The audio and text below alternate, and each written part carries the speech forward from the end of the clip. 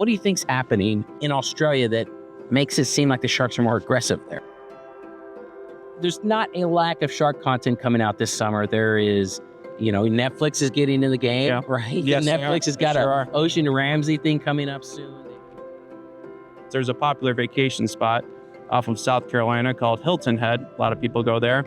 And we actually had 2 shark bites in 1 week at the very same area.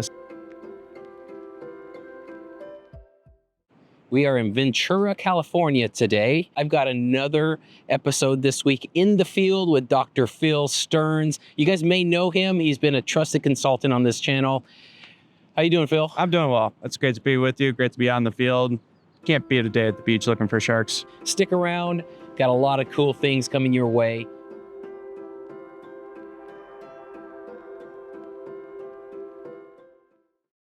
Yesterday, there were 4 white sharks seen at this very beach. So here in a little bit after our episode, we're going to put the drone up and do a search for great white sharks.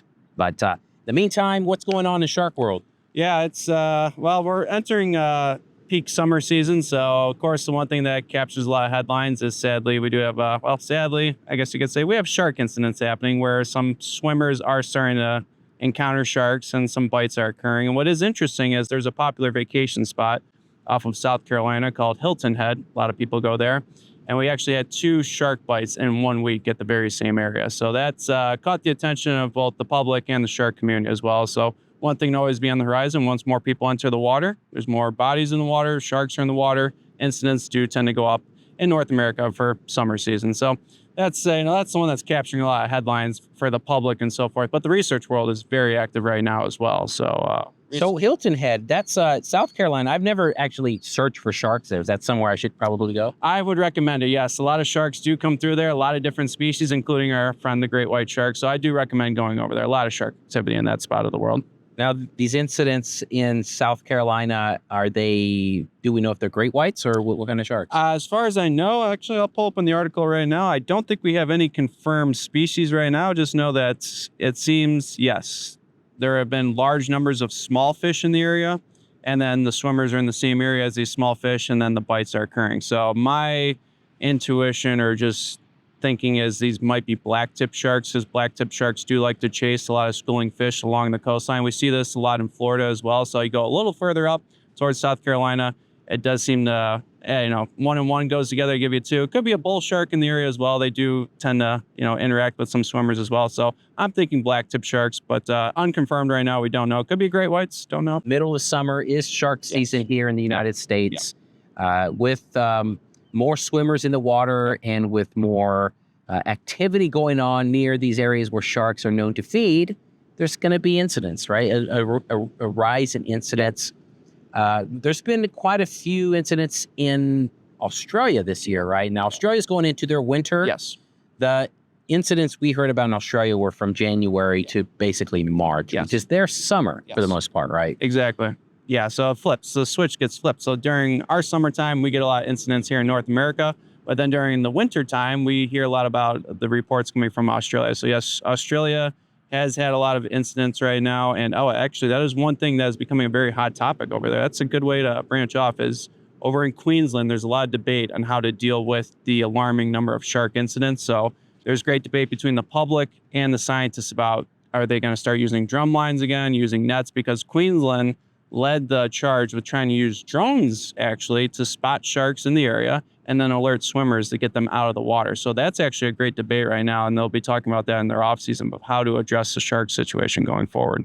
This dynamic in Australia is pretty interesting because you guys always ask me this question about why are so many sharks attacking people in Australia as compared to California here. Now we're talking about great whites generally here. What do you think is happening? I did make a video a few weeks ago about shark attacks, and I left Australia out of that specifically because they deserve videos on their own. But what's happening in Australia? What do you, from a scientific perspective, what do you think's happening in Australia that makes it seem like the sharks are more aggressive there? Yeah, there's this, the discussion that the white sharks in Australia, or just the sharks in general, are more aggressive compared to other parts of the world. So I've heard this before.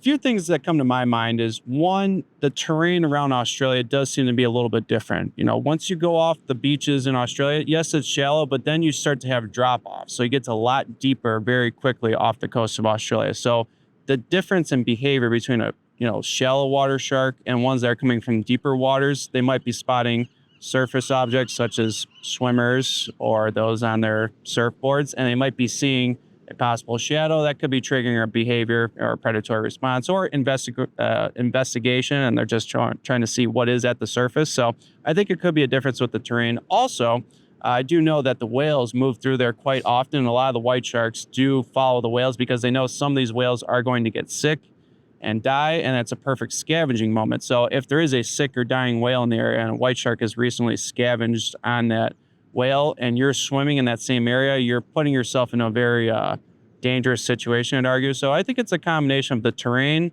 that's a little different compared to here in California, and just the whales, that the way they move through and the way the sharks follow them there. It's much different compared to here. Yeah, and Australia is well known for their shark deterrent. Yes. Right? The drum lines, the nets, things like that. I've always kind of thought that, we don't use those deterrents here in California. And I would say that it's safe to say that our populations, even though we don't know a lot about them, are pretty similar, right? Yeah. I mean, Australia is much bigger than California. Yes. Yeah. But generally speaking, the shark hotspots, I would say the populations are pretty similar. Yeah. I mean, we do have no hard data. No. We have quite a huge coastline here in California, but same thing. There are regional hotspots that we find along the coastline. Same thing in Australia. And we have surfers going in just like in Australia. So it's almost like the same thing in different parts of the world. But yet you see a much greater difference. We do have incidents here in California, but at a much lower rate compared to that in Australia. Because yes, last year Australia did have a surprisingly high number of fatal incidents, which is a bit alarming. So very similar situations, but yet totally different with the dynamic between the sharks and the surfers there and the swimmers there. So it's an interesting body of research. I'm all for doing a deeper investigation, especially amongst the shark community, but it is interesting to see the big differences between the two. So, we've been talking about shark attacks. We've not had a serious shark attack in California this year. Have we? Not down. Well, there was one a month ago, I believe, at Montara State Beach, far up north. Okay. There was an incident up north. I mean, we've had incidents, but we haven't had the news. Nothing drastic where, we don't want to go too deep with the graphic details, but nothing alarming at that rate. But we did have, it looks like a surfer encountered a white shark up in our northern waters. So nothing at this point. We're, moving throughout the summer here so far. So that's a good sign so far. So something that you guys do, it's awesome because a lot of you that have shark encounters will send me photos and videos of some of those encounters. Here's some photos that one of you viewers sent to me recently that shows a shark encounter they had with a stand-up paddleboard and a surfboard. So check this out. This white shark, a large one, bit this surfboard and the paddleboard. So these encounters do happen. They're not always well publicized here as they are in other places, just because sometimes the nature of surfers, sometimes they don't want to share this information. Yeah. There's no conspiracy out there, for the record. There's no conspiracy out there where tourism is trying to downplay this stuff. It's just natural life. Sometimes it's like, hey, some people don't even have access to social media and stuff, right? And they'll have a shark encounter. This is what Gavin Naylor down in Florida told me. It's very hard to collect shark bite data across the world because not everybody shares the data at the same consistency. Yeah. I mean, funny you say that. Actually, I just talked to Gavin about something very interesting. I was actually working at SeaWorld with my job, and I actually encountered someone from Florida, and they showed me pictures that they were actually bitten by a shark, but it was not in the database. So she actually told me about it, and then I passed it along to Gavin Naylor. So case in point, she was surfing off of Florida and she was bitten by a shark. She went to the hospital, got treated for it, but it did not get picked up in the news and was not in the shark attack database. So there you go. I mean, it's one case right there where nothing was really said of it, but we added it in, and that's great. Yeah, those natural gaps in data points, they're not a conspiracy. It's just the nature of how it is. Yeah, exactly. Yeah. All right, so we've covered shark attacks so far. What else is going on in shark news? We got some pretty cool studies that came out recently, don't we? Yeah, one that jumped out to me, it came out about a month ago, actually concerns the Greenland shark. So the Greenland shark, I gets a lot of fascination because one, it's a big shark that's found around Greenland, so it lives in very deep, colder waters. But it might be one of the longest living vertebrates on the planet. So some studies estimate it to live about 500 years old, which is just 500 years for a shark is insane. That America didn't even exist at the time that this shark was born. That's just wild to think about. Yeah, so it obviously its growth rate is what we understand extremely slow. It may only grow about a centimeter a year, so it's going to take quite a while to become mature and then have offspring. So that's pretty interesting. But what scientists are now doing, and this is just beyond the shark community, they're looking at the genome of the Greenland sharks because to better understand why does the shark live for such a long period of time and how to, it relates to humans and other organisms across the planet is looking at the genome to see what can we unlock from there, what genes are coding for such a long lifespan in the Greenland shark specifically. So that's a very exciting forefront of research. This happened about a month ago, so we'll see where it goes. But yeah, shark genomes in general are becoming very popular to look at. So who would have thought that an animal that so many people fear could actually unlock some secrets to living long? Yeah. Right. So there's been a study that came out recently that was really interesting. It's right off the press. While we're recording this, we just saw this come across. Dr. Allison Towner, who you've seen on this channel, is part of this paper that got published. Can you tell us a little bit about what this entails? Yeah. So it looks like, just looking at first glance, there was a shark that was tagged a little over 10 years ago off of South Africa. They tagged this shark and they had the tag data, but then years later, the tag was recovered in Indonesia. So from South Africa to Indonesia, that's a pretty long distance. So white sharks are well-known migratory animals. Their migratory capabilities, very well known. However, the distance is still one question. It's like, how far can they actually go? So it appears, if we take it for what it is, the tag being, the shark being tagged originally off of South Africa and then it being recovered in Indonesia, that would be a record. It'd be truly incredible. So there are a few things that you do have to take into account with that tag, because was the shark actually there? It was just a tag that was recovered. But it is truly remarkable if it did go that far. The distance is just amazing. The story behind this is actually pretty interesting because the shark tagged in South Africa.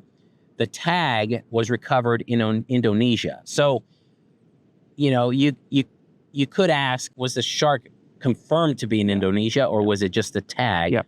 There's a really interesting story. I'm going to link to some articles about all of this in the video description. Make sure and check it out because the way that tag was recovered, it's very intriguing, but it also speaks volumes to the dangers that sharks face, right? Yeah. So if we're looking at this, okay, the shark is tagged in South Africa. Now there's, of course, great debate about the conservation concern of the white sharks in South Africa, but the distance you are now covering, if the shark is traveling through all these waters, it could encounter fishing, pressures and so forth. So the conservation concern now becomes major because what areas need to be protected? Because if white sharks are now showing up in this area that has no protection, well, then that raises concern. So you might be saying, okay, they're protected in this spot, but if they're going all the way over there, then they may not return years later because they went to an area that's not protected for them. So the conservation aspect is definitely going to be talked about going forward. In this case, that shark was caught by a shark fisherman, and then Madison Stewart, from what I read, was able to track down the fisherman and get the data needed, get the tag. And if that shark made it all the way to Indonesia, which it appears it did, that would shatter the previous record by Nicole, who went from Australia to South Africa and back or vice versa. And so that's quite a distance. But check out the video link for some more news articles and a direct link to that research paper. It's definitely worth your read. I'm going to try to get out Allison Towner on another episode of Ocean Talks to talk specifically about this because it's very, very intriguing. Now, speaking of research, we've got a couple of things in the works right now. We can't talk about all of it in detail yet, but we did get a paper approved recently. Based on some drone footage that I captured. I mean, you saw this a little while ago, the dorsal fin behavior. The dorsal fin moving towards objects at the surface. So I was very excited. I mean, of course, I watch your videos and so forth. And once I saw this one, I was like, that's interesting for someone who studies shark body form and fins. So yeah, that one's been a fun process. We've been going through the peer review again, and very positive comments. I think the reviewers have been very receptive to it and really liked it. So that's been a fun project, and we'll be happy to share more soon, and especially, lay it out exactly what's going on, the mechanism we're seeing and the behavior we're seeing. Well, I'll tell you, I've learned a lot through this peer review process because we've sent in the manuscript, right? And the data and the examples and all that stuff. The experts then review it, give us their criticisms, what we could do to improve it. But I've really seen firsthand how, based on the input from the scientists that reviewed our manuscript, that it is really beneficial for science. Like, we have drastically improved this paper, and whenever we're able to share that with you, you're going to see that those improvements, that final product is based on peer review, which is so important. Yeah, I mean, we could probably talk about, if we want to, our original version that we submitted to the final version, but this is the positive of peer review. This is where you get very constructive feedback that greatly improves the quality of the paper. And then what we always like to do is, at the end of the paper, the acknowledgments, we thank the reviewers for giving us those comments. So yeah, the paper is far better. You and I both agree that this paper has become far better, and it will be very helpful to the shark community. So yeah, I will thank the reviewers, both in the paper and here, for the very constructive and helpful feedback. Yeah, and an expert in biomechanics to give us reviews. we don't know. They're anonymous reviews, but we do know that they are experts in their field. And I tell you, the paper came out much better that way.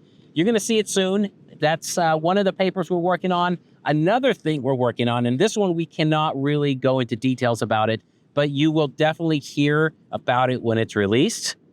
Could be a year from now, right? Yeah. Probably it's going to take a while for us to complete this paper, but this was going to be a very interesting project. Yes, I mean, exactly. It could be a year from now. It does take time to collect the data, but you and I both know, and I think our collaborator knows, that this could be pretty groundbreaking for, I mean, not just the shark community, but the animal community in general. So if everything goes well in the data we collect, it's going to definitely push the field in a great direction, and we'll see what happens. But it's going to be a fun project. I'm really looking major university behind us. Yes, we do. Just pretty exciting for me personally, because I never thought I would be doing a research study with a university of that prestige. But we're going to be doing that in the future, and so keep an eye on that. We'll be dropping some hints about it in the future. But it does involve great white sharks, behaviors, and things that you may have never seen before. Exactly. Yeah. Can't spoil it, but yeah, you might see something new. That's for sure. For sure. All right. So there's not a lack of shark content coming out this summer. There is, Netflix is getting in the game, right? Yes, Netflix has got an Ocean Ramsey thing coming up soon. They have All the Sharks, right? Yes. A friend of mine produced and directed that. So there's a lot of shark content coming out. Shark Week, of course, is coming out next month. Sharkfest is coming out. I worked with Sharkfest this year. Got quite a bit of footage with Sharkfest this year. What's your thoughts on all this shark content? Yeah, I mean, I'm not complaining. As a shark lover, I love it. I mean, I love it too. I mean, you get to see 4K, underwater footage. Of course, I'm going to watch it. I always do. And I do actually personally know some of the people that appear on both Sharkfest and Shark Week. So, it's good to see friends and colleagues up there. One thing, these are networks that do look for entertainment. So, you got to watch it with a special lens, because there is science behind some of these specials for sure. Yeah. And some of these people outside, once they're not on Shark Week and Sharkfest, they're out in the field spending countless hours and publishing great works of literature for the community and to advance the field. So you just, you got to look at it in a special lens, I think, as you like to say, because some of it is just purely entertainment, which sharks sell. Everyone loves to watch sharks and absorb shark content, but then there's also some science, ingrained in there. So just always keep the open mind, but also critically think through each one that you watch. Yeah. And the thing about it that comes to mind is the Ocean Ramsey thing that's coming out. It's not my place to I don't want to use my platform at all to criticize or throw shade at, the influencer scape. That there is good things with the awareness that those videos bring to sharks. But we always have to look at it from that perspective of, education, right? Yeah. Critical thinking. Yeah. I mean, the one thing that I will, gladly say though is that especially the time we're living in now, between those that are now, such as yourself, flying drones, is this gap between the scientists and the public, I think, is being bridged a little bit. And now we have citizen scientists such as yourself and others that are now working very closely with scientists with the same common goal. So I think that's a major positive for the field, because I'll say it again, scientists, all of us will attest to this, is especially those that are at the university, we have to teach or be at the university. We can't be out in the field all the time, whereas others have that opportunity. But you have to be willing to work closely with the scientists. It's a great thing for the field. So that is a major thing that's good for the field right now, is those that are getting footage that are willing to work with the scientists and advance our knowledge forward. Yeah, totally. If people like to make fun of Shark Week a lot. But honestly, anytime you can give a full week of attention to a species we care dearly about, it's fantastic. Yeah. But you just remember, some of that stuff is entertainment. Mm-hmm. Some of it is legitimately good science. Yep. It's always interesting what comes out, but I personally prefer Sharkfest. I am in that camp as well. Yes, I do prefer Sharkfest over Shark Week. Yes, that's my personal opinion, my personal preference. Yep. I just think it's more scientific. I agree with that. Yes. But the NatGeo brand is, I think, much more educational. Agreed. It's set in reality. Yep. You're not going, for example, you're not on Sharkfest. You're not going to see somebody put into a glass cage, right? For the shock of the reaction, or what's that, dancing with the sharks? Dancing with the sharks. I don't think that would be on NatGeo. On NatGeo. Yeah. Again, I'm not. I just, it's just not my cup of tea. But for a lot of people, it is. Yeah. Fine. Watch what you want to watch. Make what you want to make. Yeah, I mean, exactly. I'm in the camp too. Sharkfest, I'll take. I mean, the friends of it, Greg and Megan, were on Sharkfest not too long ago. Yeah. Where they're looking for the sharks, near Canada and up in the Northeast over there. And that was a very scientific approach, trying to tag the sharks and find the sharks. So I deeply enjoyed that episode, because that was very, grounded in the science there. With Dr. Greg Scommel and Dr. Megan Witt up in Cape Cod. Yep. I'm going to put a link to that episode in the video description. It's a really, really good episode. They go up to Canada and they're looking for big sharks. I think it's for free on NatGeo. So I'll put a link to that. The sun is coming out now, man. We're getting there. Yeah. Okay. Yeah. So that's going to wrap us up for Ocean Talks. What do you think? It's always great to talk sharks with you. It's always fun to see what's coming out, the new research, what's going out at the field. I'm just happy to talk with you. Yeah, I tell you, I have a blast coming out here, and I'm not ever complaining. You can spend your days on the beach with the idea that you might see a great white shark. Yeah. Come on, man. It doesn't get much better than that. No. Shark enthusiasts. No, it does not. That's just living the dream. Living the dream. All right, buddy. Thanks a lot for joining me. Let's do a search. Let's go.